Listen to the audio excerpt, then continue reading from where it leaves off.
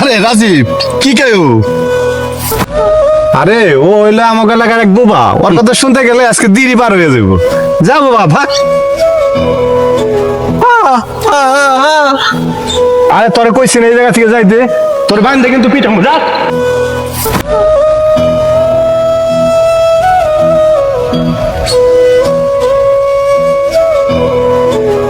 আরে বাহ, বুবা ছেলেটারে ধাক্কা দেয়া ফালাই দিলি। এই ছেলেটা কি এমন দোষের কাজ করছে?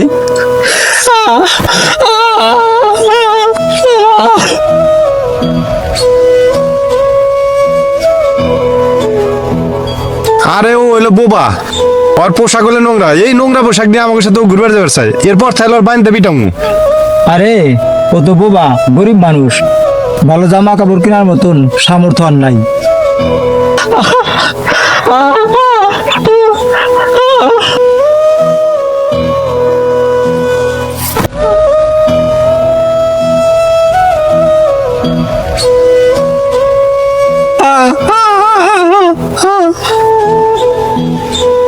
আমি বোবা হলেও সবকিছু শুনতে পারি।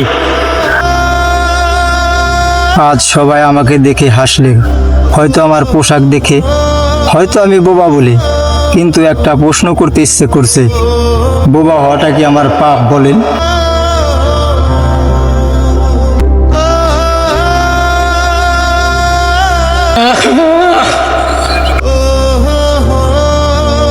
আমি কথা বলতে পারি না, তাই আপনারা হাসছেন। একবারও কি ভেবেছেন আমি কথা বলতে চাই না, না বলতে পারি না?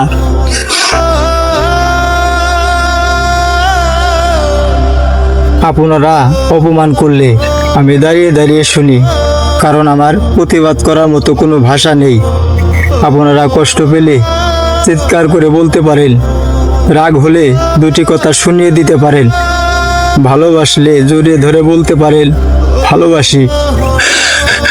আর আমি শুধু চোখের পানি ফেলি, কারণ আমার অনুভূতির কোনো শব্দ নেই।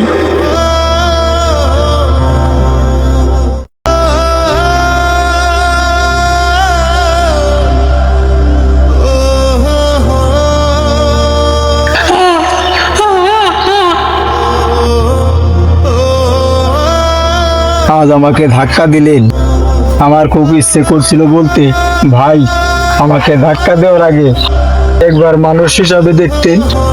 আমিও তো আপনাদের মতোই রক্ত মাংসে গড়া মানুষ। জানেন, মানুষ আমাকে বোবা বলে, কিন্তু আমি তো প্রতিদিন মানুষের কথা শুনি, শুধু মানুষ কোনোদিন আমার নীরবতাটা শুনে না।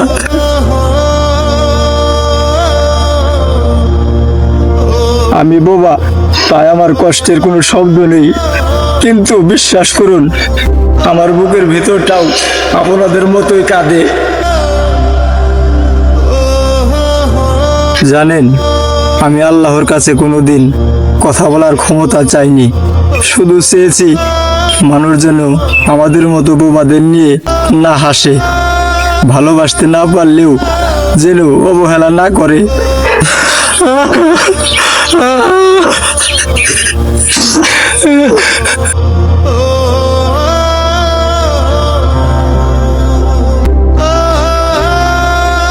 আর যদি অবহেলা করেন তাহলে আমাকে মেরে ফেলুন।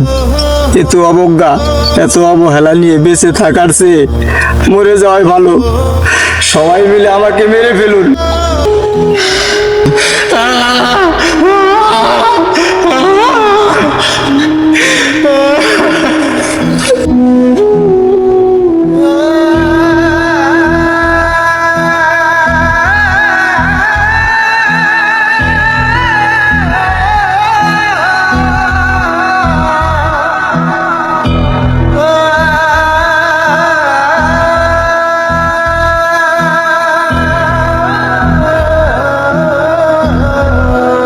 অনেক বড় ভুল করে ফেলাইছি রে ভাই, আমি আমার মাফ করে দিস ভাই।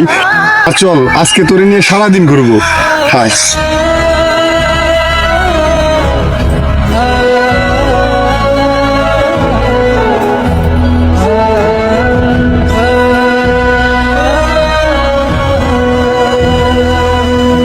কাউকে তার পোশাক, দারিদ্রতা কিংবা শারীরিক সীমাবদ্ধতা নিয়ে ছোট করবেন না, কারণ মুখের ভাষা না থাকলেও হৃদয়ের ভাষা সবারই আছে। মানুষকে ছোট নয়, মানুষ হিসেবে সম্মান করুন। ধন্যবাদ সবাইকে।